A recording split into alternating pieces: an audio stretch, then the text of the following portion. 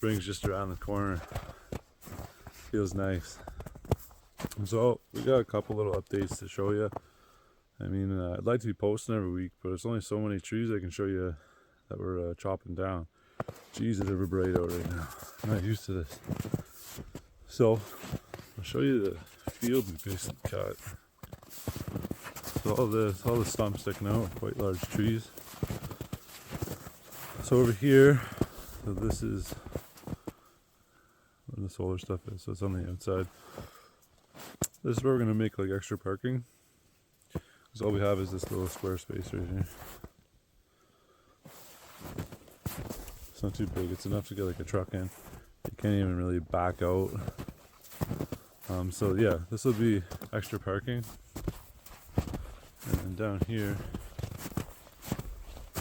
this is where all the animals are going to go. So we're going to have to get some fill and then fill that all in. I cut down 2 huge trees. I'll plug them in right here.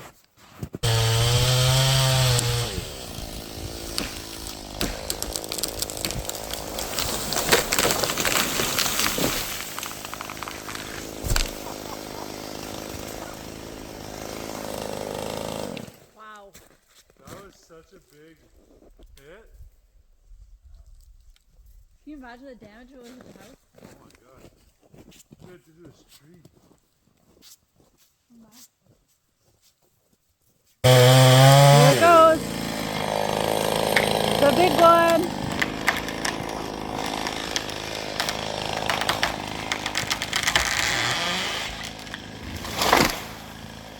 Woohoo!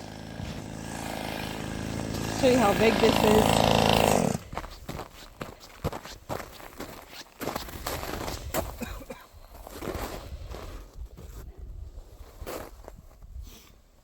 It's a pretty big tree. Yeah. I left the stump high because I want to put like gnomes on it or something. That high? Yeah, a little gnome village on there. You look like a little gnome village. Getting good at these tree things. Seems like this is all I do. Okay, now that the riveting entertainment's over, I'll show you guys the panel setup now. So we always had the 3 on the roof. This is the cracked one that we used Flex Seal on. Seems to be working well. This is the one that came off the roof in the previous episode. Okay, so when I plugged in the big panel here that came off the roof, nothing changed. Like absolutely nothing. So max ampage we were getting was 15 amps. Now we're hitting like 50. So there is, so too long a wire is bad. We were running 8 gauge and it was roughly 50 feet into the house. It's here.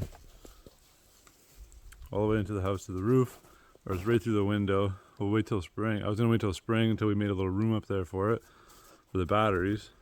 Then I found out flooded batteries are actually poisonous and they shouldn't be inside of a house. So it was just like, okay, so we have to move it, which was the best thing we could have done because now we get proper solar amperage and wattage. So we'll move into the shed where I got all the stuff now.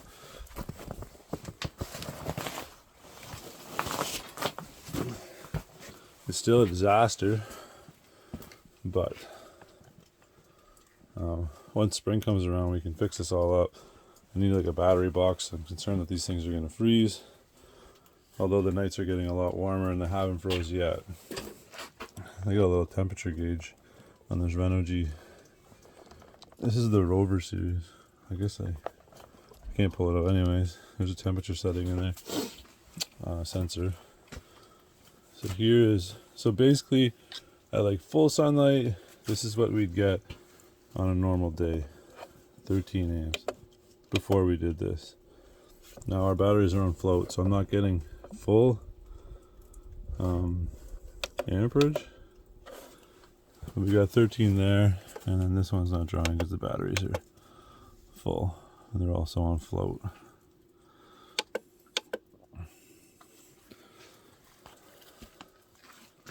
It is a mess. Everything's a mess. we got this place when it was winter, and it snowed basically the first day we got in. So like we still got junk everywhere. Everything's kind of temporary, and this whole solar thing was supposed to be like a quick temporary thing just to see if it worked. Then boy did it ever work.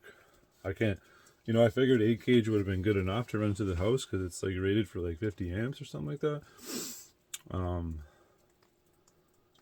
But they're calling when I did like the settings sheet on some website telling me like how large gauge I should use to run into the house for 50 feet. They're saying larger than 0 gauge. So when I started looking at the prices, you're looking at like $1,600 just in wire. And I needed to go even bigger than a 0 gauge too. So I couldn't even find that on Amazon, let alone like where do you find that kind of stuff, right? So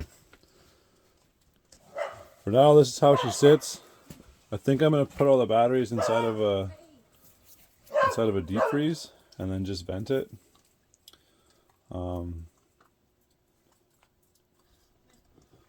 But other than that, we'll clean up this room a bit.